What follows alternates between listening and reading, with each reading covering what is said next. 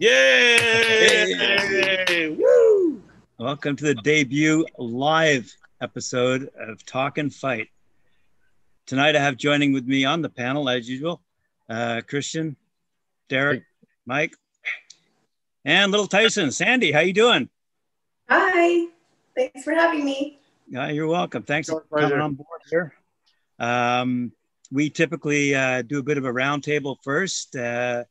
I don't know if the fellows have got anything lined up. I hope so. Let me find out. Who wants to go first? Derek, you gonna go first? Yeah, I can because I want to go first because there's a fight that probably is just finished, and I want to watch it tomorrow because it's happening in the UK right now, and I want to watch it tomorrow, and I don't want you guys to spoil it for me. So put your cell phones down. Don't tell me the results. I don't want to know. And I'm just going to watch it tomorrow. So what it is the WBO super middleweight. It's Billy Joe Saunders against versus Martin Murray.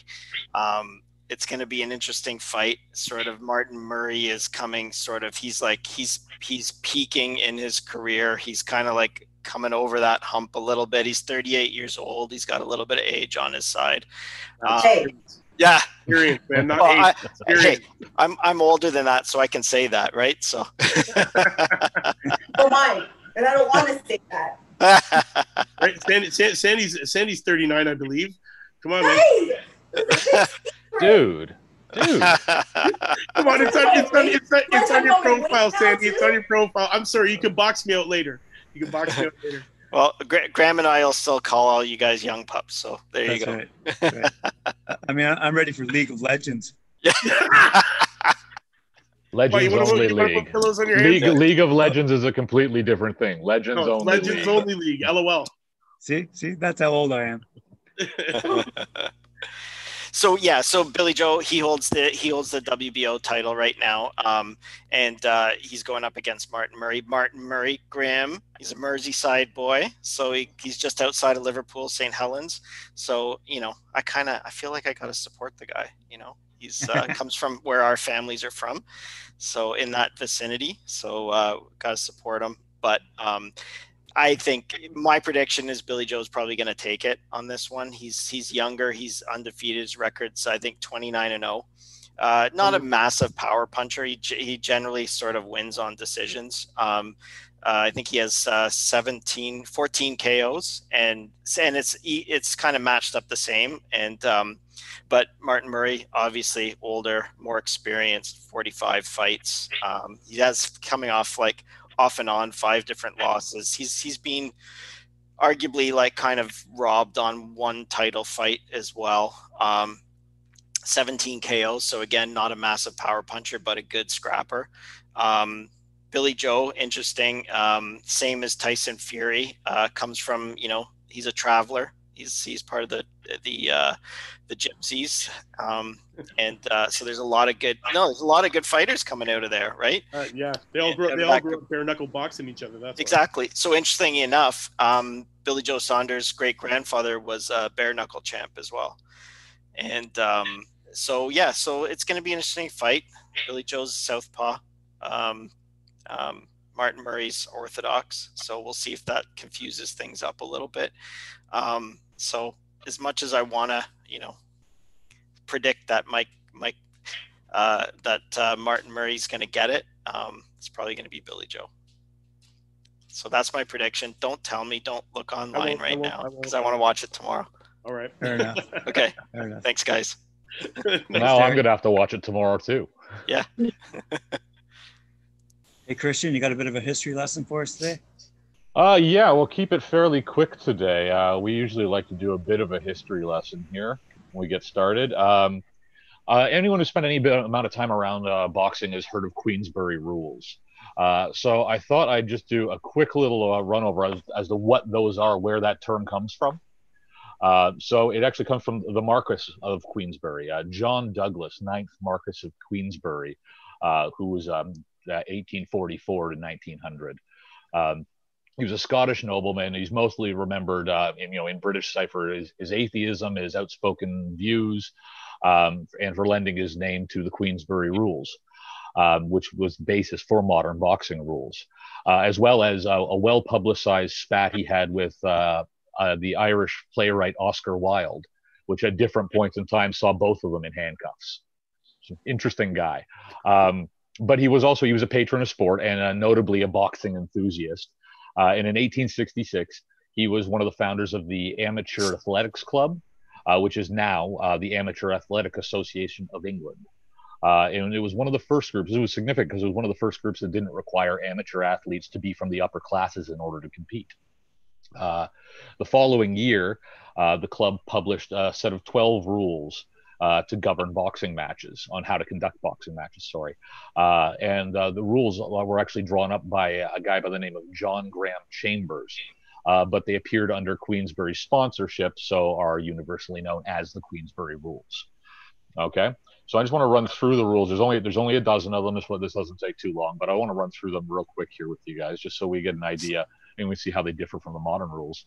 So rule number 1, to be a fair stand-up boxing match in a 24-foot ring or as near a size as is practical. Number 2, no wrestling allowed.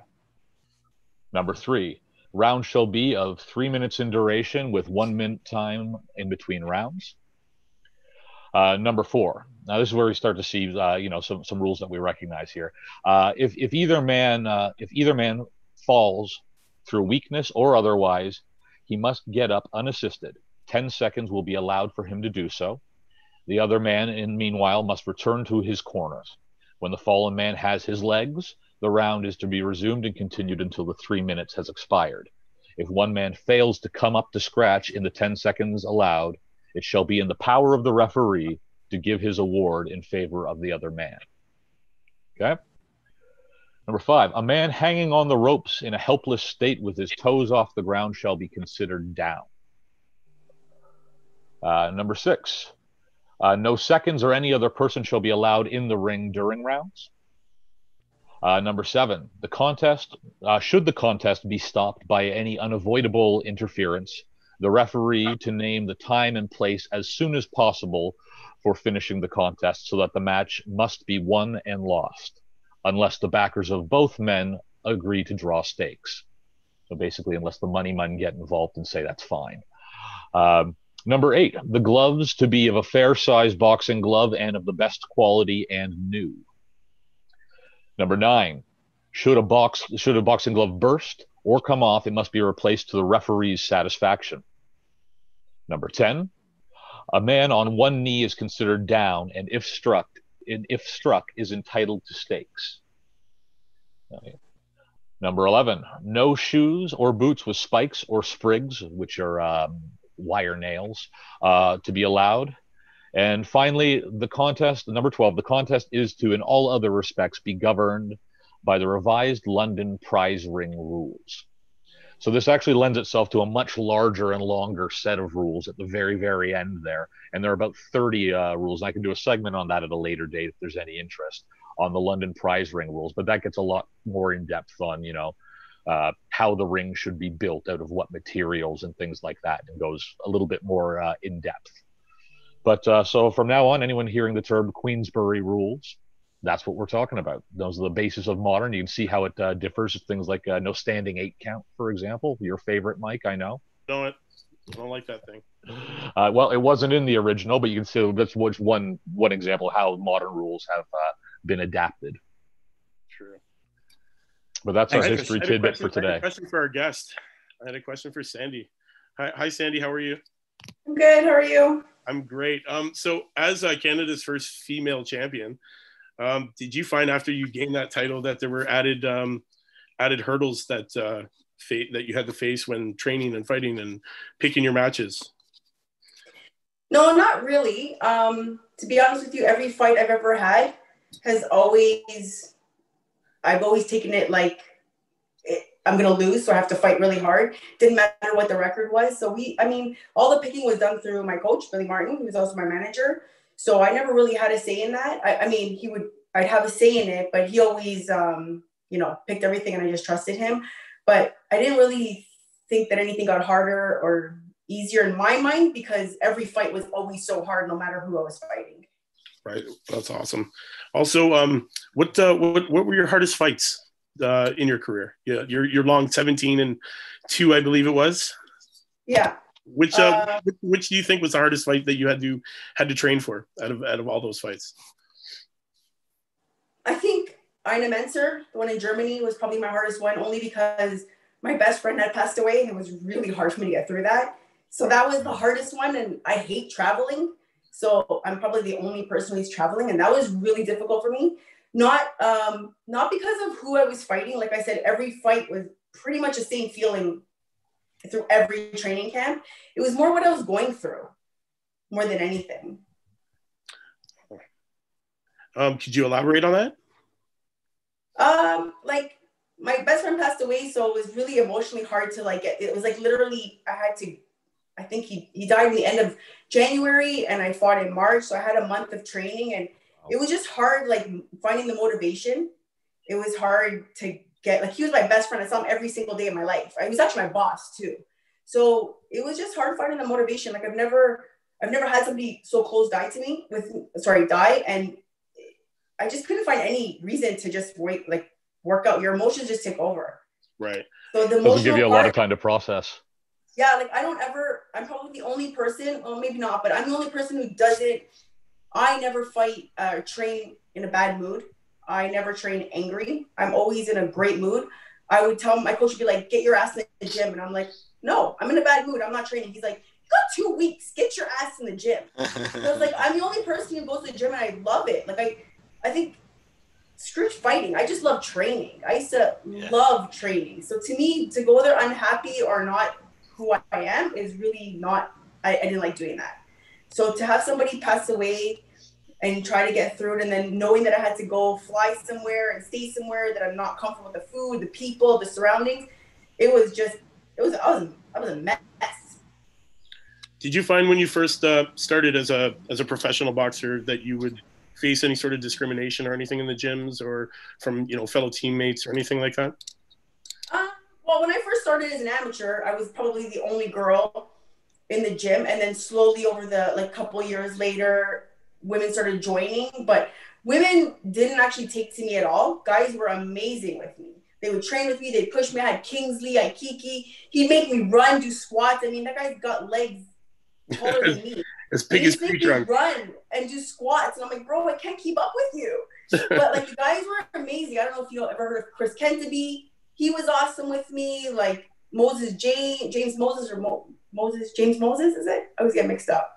Anyway, everybody trained with me at Atlas, right? They trained with me all the time, and it was always so friendly. So I never felt that against the males. Mind you, I was really young. So when I started training at another gym with Billy Martin at Bramley, I didn't really feel discriminated.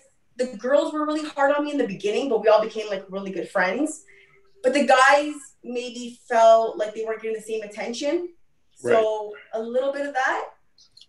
Okay. Wow.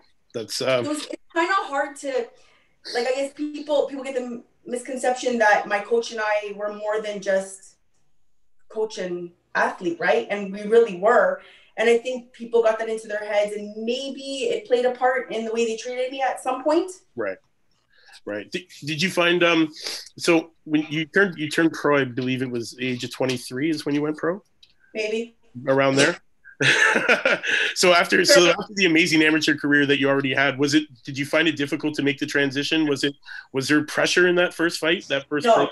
Well, I didn't want to stay amateur. I hated traveling on a team. Right. I didn't want to go to the nationals. I remember sitting in my kitchen floor, and I was like, listen, I hate being an amateur. I don't want to travel with a team. I mean, it's an individual sport. Right? It's you, yourself, your coach, but it's just you. It's up to you what you want to do, if you want to get through it or not. There's nobody that you don't have a team around you. So I'm not really a team player, I guess. I like boxing for that reason. I guess I took to it better than any other sport. Right. So I remember sitting there saying, I don't want to be an amateur anymore. And my coach was like, you're going to quit? And I was like, well, no. Maybe I just want to go pro. And he was like, let's do it. Forget amateurs. He's like, I'm good. Let's do it. So awesome. It was really the transition was really fun. The training changed overnight. It was a different game altogether. But my first pro fight, that was a little stressful, I think. First, because I was fighting Olga Heron, who had a little bit of a name. and more boxing background than I did.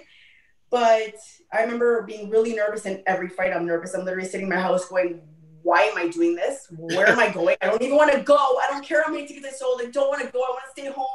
And literally like have a breakdown every single fight. Doesn't matter who you're fighting.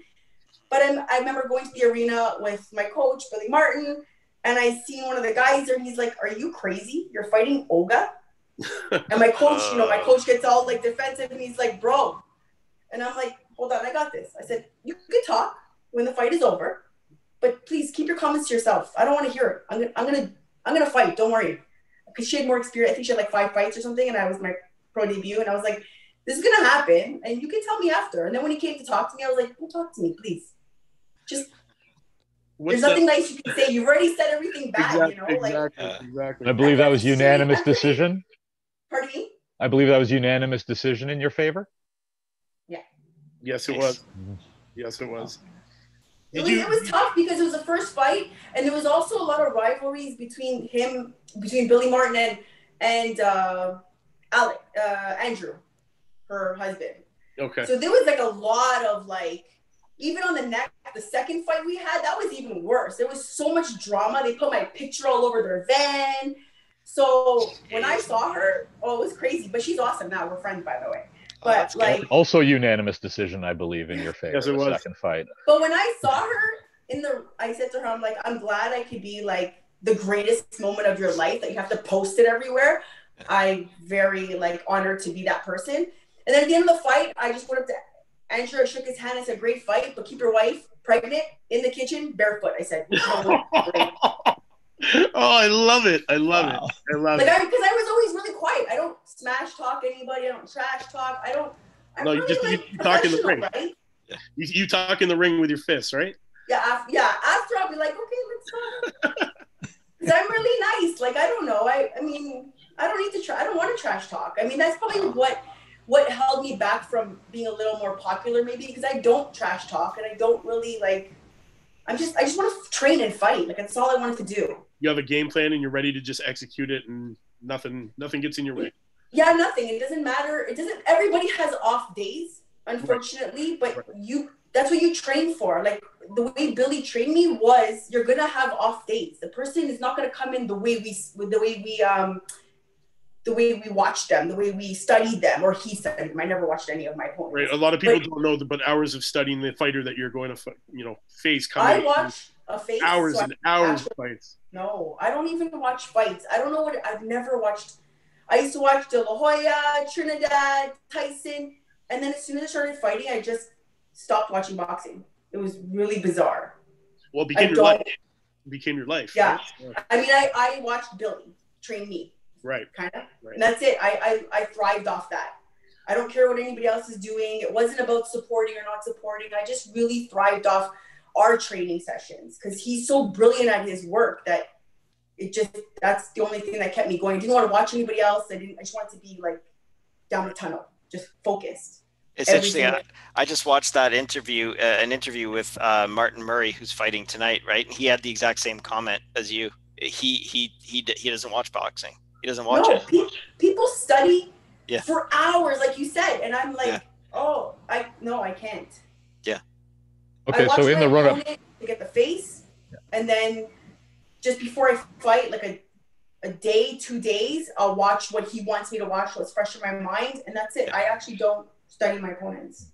Like, do you ever record yourself and study yourself, like your own moves? If I have to, like Billy would make me, and I'm like, I don't want to see myself. This is bad enough as it is being on the camera right now. I don't want to see myself. Well, you're doing great. Go ahead, Christian. Sorry, well, you mentioned training and how much you enjoy it. You also said when you made the decision to go from amateur to pro, that training regime changed overnight. Overnight. So what changed? What was the big shift from the amateur to the pro training? I think because amateur's a lot of pity pat, to say the least. It's just really quick points.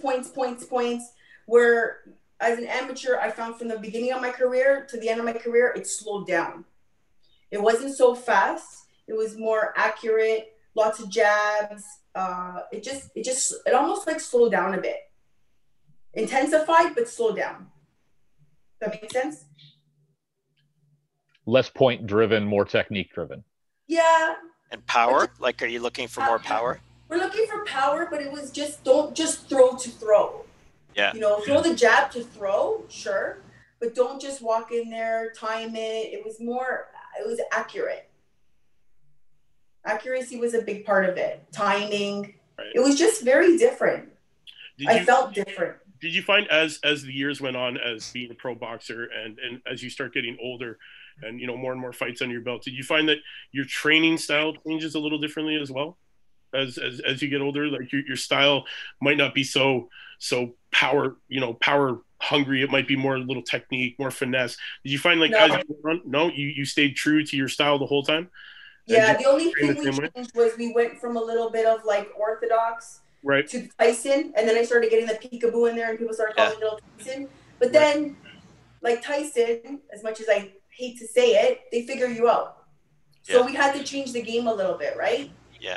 So we had to go a little bit, and then I think because I remember in to go back to you, the power didn't slow down. It actually increased. I started getting a strength trainer for my gym, Anta Bozo, actually, because I needed to have a little more pop rather than more speed. I had the speed. I just needed to have more power in my punches. So the technique picked up. The speed was always there, but we added a little bit more power as my age crept up on me. So. I think we've lost Mike. Lost Mike. Oh, well. Well, apparently you've answered all of Mike's questions. That's good to know. I'm out. Peace out. We're done. Did you start? What weight class did you start out at in your pro? I think it was like I'm really bad, honestly. I don't even was it flyweight? Were you flyweight? I was like, I think I started. I would always come. It was always 125, 126, but I was always coming really under. Did you? Always, so were you? So did you stay that same weight class through your whole career, or did you? No, we jumped up a couple times because there wasn't an opponent, so I had to jump up to I remember one time I had like weights in my pocket, I had ankle weights, so we went up to 135. And then went to 126, and then we went back to 130. I finished at 130, I believe it was. So I kind of jumped around, but I always came really much under my weight. So did you ever have to did you ever have to cut for a fight? Oh, I always cut. And was that hard? Like, how hard is that? Because maybe people don't realize, did you do the whole sauna and the whole just sweating it out? That. Yeah. As much as I hated it, I loved it. Really, stop going in the sauna. Yeah. Eat something. I remember going to Germany, and he's like, have a piece of steak that the night before. He's like, eat some steak, eat a piece of chocolate. He's like, just eat. Because I was like, nope, I'd rather not eat anything. And I would dry myself out and not eat because I just got really nervous that for some reason I would not be able to make weight. Yeah, that's the biggest fear. Like they say, half the fight is the weight. But that must it must really mess you up. You're going into one of the hardest athletic endeavors. People don't realize how friggin' difficult it is. How conditioned you have to be, and then you're basically disadvantaging yourself by you're dehydrated, you're malnourished, and then you have to you got a day or two to get back, or a day. The only good thing about how I trained was Billy's ex-wife was a nutritionist. So from the get-go, she always helped us, Julie Mancuso. She always helped us out with nutrition. She always gave us pointers, instead of starving yourself, try eating little bites, or she'd give us certain foods. And I'm pretty good, and I know my body. And actually, because I spent so much time with Billy Martin, it was just, we all just kind of clicked. But it was me. I would I'm not eating. He's like, eat. She would be like, eat. And I'm like, I'm not eating. But I also came from a coach that before Billy, he would make us spit in a cup and just dry, really dry out. I hurt my back from drying out so bad and training so hard and not properly, where Billy was proper. His ex-wife was really proper. They did it properly. They helped us, not for today, for 10 years from now, right? Yeah. And so that's always hard. And speaking of that, has is like boxing taken a toll on your body over the years? Does it do that? Because like none of us are like actual, pro boxers. Like, what does it do to your body over the years, or nothing? Like, are you good? No, okay. So I'll talk about myself because there's so many times that I was supposed to fight that I didn't fight, that it was, scheduled for 2 more weeks, 3 more weeks. So I always overtrained. So I hurt myself a lot for doing that. And that's part of the reason why I enjoyed quitting, was because fights never came through and I put my body through so much, and I loved it, don't get me wrong. But you also need to recover. And I never really had the right recovery. So that was really hard. And throughout my whole career, I'm a really good driver, by the way, but I got into a couple accidents. I'm actually a really good driver, but yeah, I got into some accidents. So it kind of I hurt my shoulders, I hurt my neck and stuff. So, but I've been okay through training. From my first coach, he trained me so hard that I would pull my back all the time. And I have 2 herniated discs from training with him. Oh, wow. I remember doing the sledgehammer, doing the same weight that Lennox Lewis was doing there, Wow. And I would just push myself because I don't know anything else. I'm just a dumb kid who had no real, a coach saw something in me, just kept pushing me, right? And didn't think about. It's that mentality that probably drove you to be successcul too, right? Like that drive. You have that drive, right? I remember Billy would be like, "Okay, go home and go eat a piece of cake." And I'm like, I'm going to go for a run, okay? As much as I hated it, I enjoyed it. Yeah.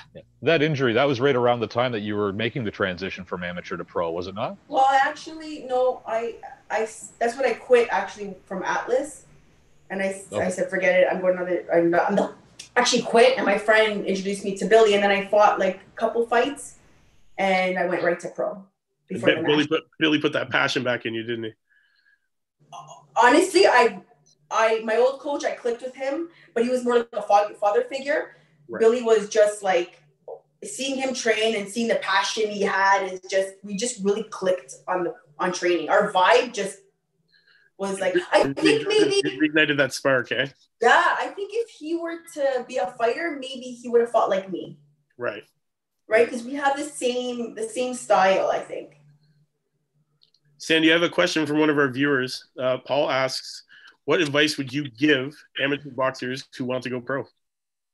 Want to go pro? I would say, is it the right time? You have to really sit down and figure it out. Do you have more time? In amateur, do you have time to spare? Do you have enough fights under your belt experience? And I mean experience with people, never mind. Because when I went pro, it was really different, but I really enjoyed it. I think I was always a pro fighter. I don't think I had the amateur in me. So, and it's a lot. You have to dedicate a lot of time. Not wasted. I'm not going to say wasted, but I put a lot of things on the back burner for fighting because I wanted to do it 100%. I missed weddings. I missed birthdays. I didn't have a kid as early because I didn't want to. I really put a lot of things on the back burner. So I would say, is it the right time? Big question. Well, hopefully that answers his question. Speaking of that, wow, what a great career you had though. 17-2. Did you achieve everything that you wanted to before you hung up the gloves? I know it's gonna sound silly, but I really didn't care about what I fought for. I know it sounds maybe really bad, but I really just enjoyed fighting and I didn't care who I fought. I wish I would have made more money, but I really just enjoyed fighting as much as I hated it. I was really nervous every single time and it was really hard to get through, but I really enjoyed, I think the vibe that Billy and I had training, it was amazing. I every moment of training was so hard and so amazing. So I don't know if I accomplished everything because there was never really a goal. I know it sounds silly, but I never really had a goal. Right. Wow. That's interesting. Yeah, I'm not your typical. You just wanted to get in there and just box. Yeah. That's just. I wanted to train every day, all the time. It was just I loved boxing. Well, now that you're inactive as a pro boxer, do you still train every day or? So I got into an accident, and it was actually like I felt like it was my first concussion that I knew of. Like I got hit from behind, and I couldn't see straight, and I felt really nauseous, and I had to go to the hospital, but I didn't even know I'm fine. But I've never felt that way in a fight, never, not once that I remember. Oh boy. You know what I mean? Like Yeah. I was knocked down, but I got up, and I'm sure I didn't recover quickly because I don't want to watch it. But I didn't feel after the fight. I went for a run every day. After my fight, the next day I went for a run. So I never even felt like I've been in a fight before. So to be off an accident, it was really hard, and I had ACL surgery. So when I got into the accident, I tore it again. So it's been really hard to train, and through COVID, I don't have a gym to train at. So it's been really hard, and I look forward to going back, but at the same time, I'm like, oh man, I really have to start from zero. Not really zero. It's all muscle memory. It'll come back to you very quick. I really want to though. I really want to go back to the gym. And it sounds like you're one of those boxers though that you didn't go to like training camp, and then like in between in the prep to fights, like you got yourself like in shape, but in between you just sit around on the couch and relax. Like a lot of fighters do that, right? They'll take a lot of time off in between their big fights, and then they'll spend 10 weeks prior to and just go like hell and isolate themselves and go. I worked at a gym part-time, so you always kind of had to be slightly in shape. You know what I mean? Like you have to, you're representing what you're offering. So absolutely. What do they say? Never trust a skinny baker. I think that's the opposite of that there. Yeah.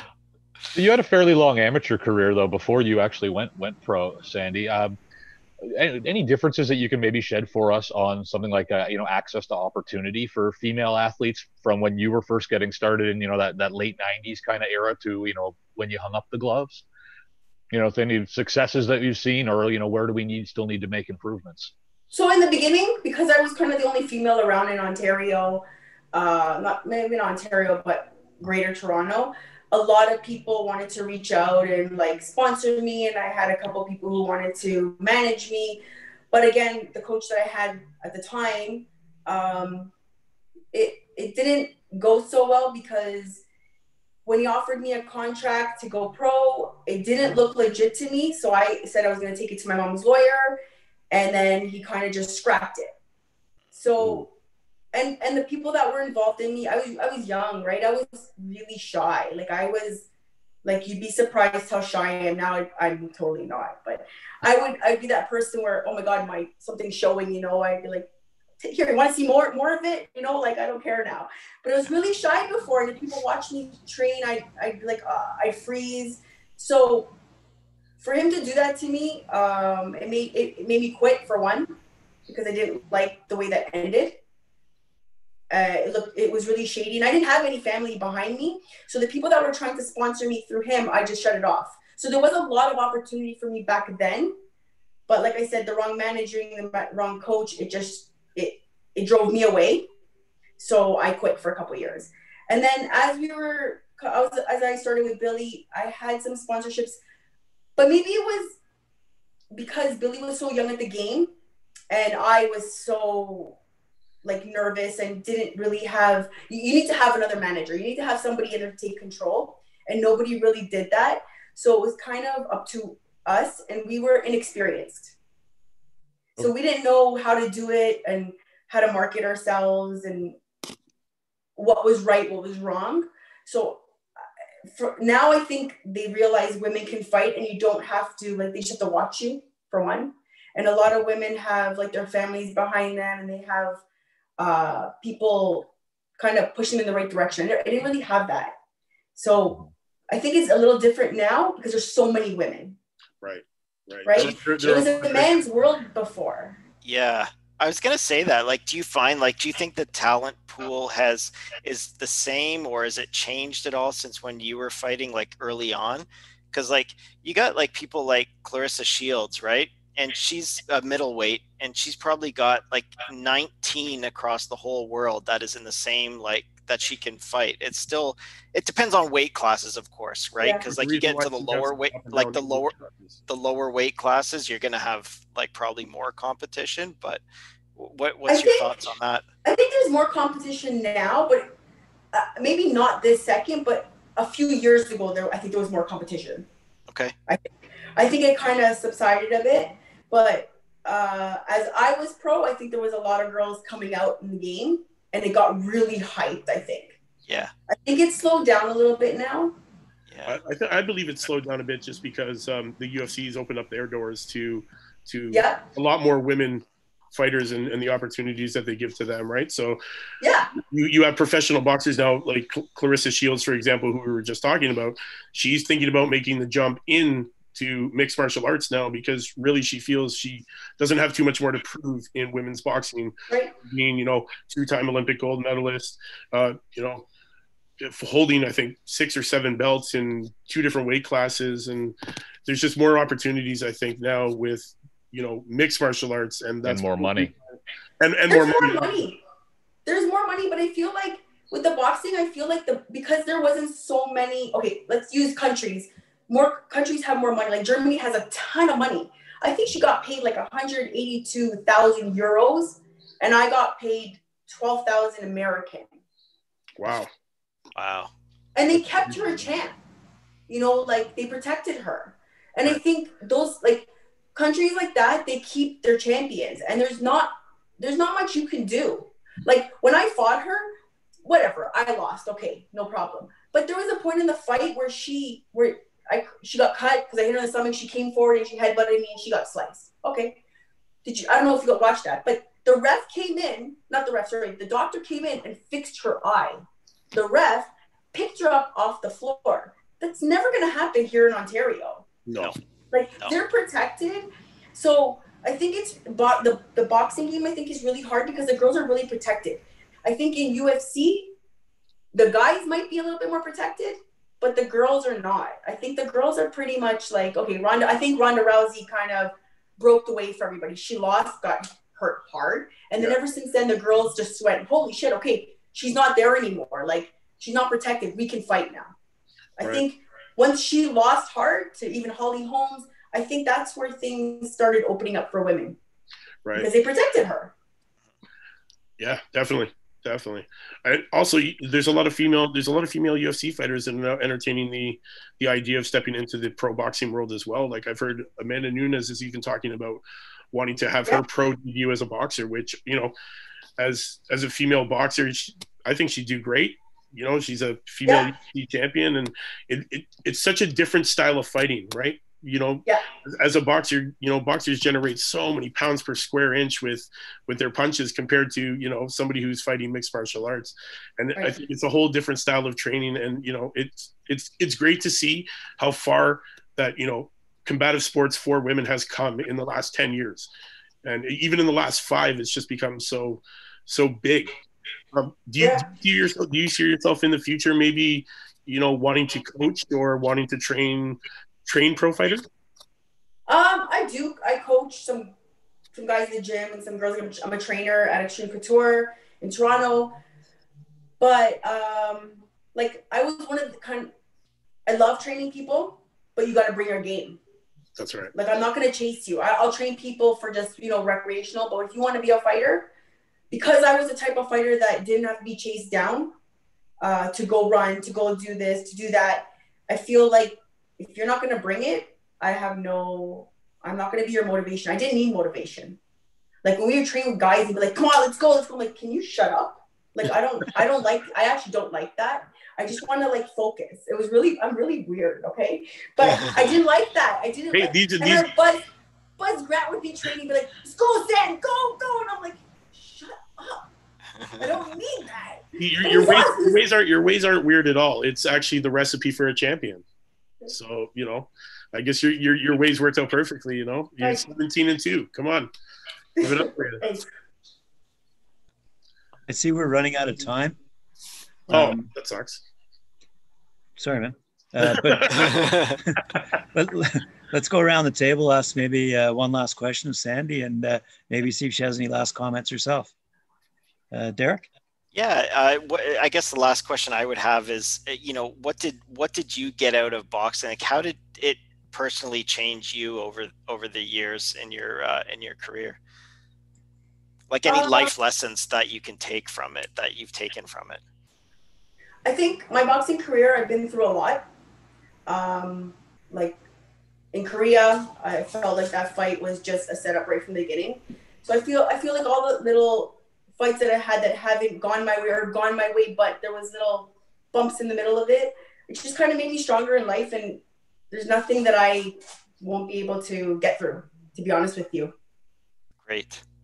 I know that sounds like just a typical thing to say, but it's true. It's like boxing makes you stronger. Like it makes you, I talk about people and like people are weak inside, and boxing just makes you stronger inside. Like you can power through anything. Absolutely. Pure mental. 2 seconds. Look, I have a little, come. My dog's scratching at the door, little Tyson. Come here, buddy. Come say hi. Let me in. Come, buddy. No, he's shy.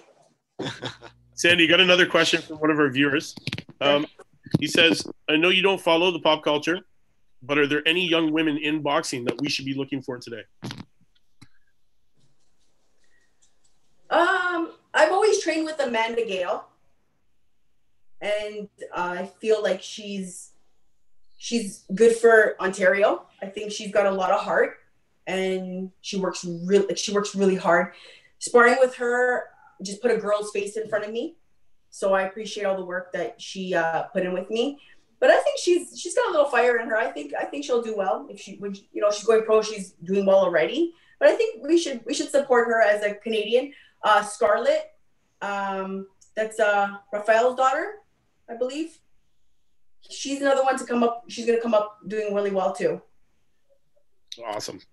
So these are the two we got to look out for. Well, they're Canadian. They're on Ontario. Of course. You got to represent, man. Represent the Toronto-based and Ontario-based people, right? Yeah. I think we'll be having Mary Spencer on the show in the next couple of weeks. Nice. That'll be good. Christian, any last thoughts? Oh, yeah, I got one last question. Okay, he's still working in a gym, Sandy, you mentioned, spending a lot of time in the gym. If tomorrow someone dropped the right person in front of you for a fight, how long from where you are right now would it take you to get back into proper fighting shape? How long do you think? I would say 6 to 8 weeks. So you're not in retirement? No, I'm in retirement. No, you're not. You're just waiting for the right fight. That's 6 to 8 weeks. You're still just waiting for the right fight, the right person to come along. Well, once a fighter, always a fighter, man. Come on now. You know what? I do get that, that urge. That urge. Do you find it hard? Do you find it hard watching boxing? Do you find it hard sitting there watching a match without getting so amped up and wanting to get in the ring? Yes, but I was really disappointed in the Tyson fight. I know everybody's so amped about it, but I forgot it was going to be exhibition, and I wanted to see a fighter because they're fighters. Like, you guys got paid $10 million yes. to fight. And they hard sparring. Hard sparring. Right, but they should have fought at least 1 minute round, let's say, and go. I think they overtrained. Yeah. I think they both overtrained, and they were too tired by the time they got into that ring, not knowing that. Listen, they're seniors, right? I mean, they're Masters division, okay? Why couldn't they have just fought shorter rounds? Just like a 4 round. You're already changing it for them. Yeah. Just change the whole fight for them. Just change the whole round. Change the rules for them. I was really disappointed, and I stayed up for that, and I watched it, and I was like, no, it's going to be an exhibition. I was so excited. I love Tyson. You knew you were in trouble in the fourth when they started actually saying the words. Everyone needs to, tether their expectations. Remember, these two gentlemen are in their 50s. Yeah. When they started saying that during the fight, you go, "Oh, this is going." Can you imagine how bad it would have been? It always says one shot in boxing, right? One shot it takes. So what if you just landed that one shot in the right spot? That's it. You know what I mean? You walked in on it. What's the difference? Just fight. I was really disappointed. I forgot, and I was like, damn it. Because that's the thing. A lot of people were. A lot more entertaining. Yeah. you know, because like I think one of the last things as you age, like the last things to go is your power, right? But Yeah. like your speed and your you know, your reflexes start to go on you a little bit more. But they both Accuracy. go. Yeah. Like, they're both gonna go. It's Yeah. not like one was better. Like, you know what I mean? It wasn't like one was much younger or like, you know what I mean? Yeah. Well, Kind of even. the difference was Yeah. is that ring rust. Ring rust is a big thing that a lot of people don't know. When you're at it for a long time, like Jones Jr., he was only I think he was in the ring 2 years ago, right, for a fight. Yeah. Where Tyson, he was not been in the ring since 2005. So that could have been a lot of things. The reason why, you know, they didn't look as good, because I noticed that Tyson Then give it more time and give people what they want to see, a fight. Right. Like, Yeah. they should We all know what we're over a getting year. into when we get in the ring. It's a fight. Yeah. There is a possibility. There is that less than 1% you might die. It's a fight. I mean, it's boxing. It's not ballet. Yeah. People are like, why are you so aggressive? It's Why are you boxing, so not aggressive? ballet. Wow. But it's I'm like, glad you said it, because it means more coming from you than it does when from people me. always say, why are you so aggressive? I'm like, because I'm a boxer, or I was, but I'm not a ballerina. I didn't do well in ballet. So, you know what I mean? Like, it is what it is. There's no sugarcoating it. Different footwork. That's awesome. That's awesome. So Mike, you should drop your 4-ounce glove comment. Yeah, for real, eh? This is what I think. I think boxing today, we need to see 4-ounce gloves on these fighters. That's what I think, to make it more exciting, have more definitive knockouts. You know, shorter fights save lives. Let's be real. You know, the longer you're in there, the more damage it happens to your brain. Let's shrink the gloves, man. Let's put 4-ounce gloves on them. Not the MMA style with open fingers, but let's put like some little bag gloves on them. Yeah. Get these guys hitting each other. Then we're going to see some real knockouts, and that's what's going to bring the excitement back to boxing, I believe. To be honest with you, that was part of the reason why I was really content with quitting, is because I don't feel like I got really hurt in my fights, that I can see any damage. I can't see anything or feel anything. Or people don't say I talk funny or stutter or, you know, punch drunk. So I feel like it was a good time. Like, you know, boxers never give up. They never hang up the gloves. Tyson still fighting. You know what I mean? Like, you can never really give up boxing. So I was really content with it, because you never know what's going to happen in 2 years, in 10 years. So I felt like I was content with it for that reason. Awesome. I have 3 dogs and a daughter to take care of. Are you encouraging your daughter to get into boxing? No, what? She can punch. She's actually really good. But I wouldn't say I encourage her to do it, but whatever she decides. As long as she stays in school and, you know, can pull through, I'll support anything she wants to do. But I don't think she's a fighter. I think she's very technical. She's a southpaw. She's very good, but she's very artsy. I think she's very creative. We're not the same. We're sassy, like the same attitude, but we don't really have the same goals. Okay. Yeah. Fair enough. Yeah. Mike, I didn't actually ask you if you had any final comments, so I'll take this opportunity now. Do you have any final comments, Mike? And then we'll turn it over to Sandy. And yeah, actually, Sandy, honestly, I had a great time talking to you on this cast. Thank you. Thank you for taking the time out of your schedule to, you know, talk with us. Hopefully we can have you on again. And any last thoughts that you have, and any comments that you'd like to make? I would just like to see, you know, more women be supported through this. I went through my whole career with not much support a little bit of family support, but not really. Like, my mom hated boxing the whole time, and sponsorships are really hard to get because I was really quiet and I didn't put myself out there. But I want to see, like, companies come forward and try to reach out to women and go to local gyms. And, you know, there's a lot of companies that have money that look for, like, hockey teams. You know, try sponsoring the one female that doesn't have the money, that has to pull through work and pull through university and, you know, needs extra help. And there are really good ones out there.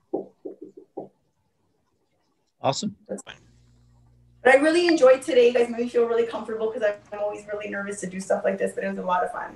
Oh, that's I great. had a great time Thank too. you. I had a great time too, Sandy. Thank you. Well, thanks very much, guys. And thanks very much, Sandy. And for all those listeners and watchers out there, thanks very much for joining us. Please subscribe, please like, please share, and we'll see you next week. Grab that subscribe button. Buckle up. And next week, by the way, we have another female fighter on the show, Jessica Camara out of Montreal. Ooh, nice. That'll be interesting. All right. All right. Thanks. Have a good night. Have a good night, everybody. Great talking. Thank you. Always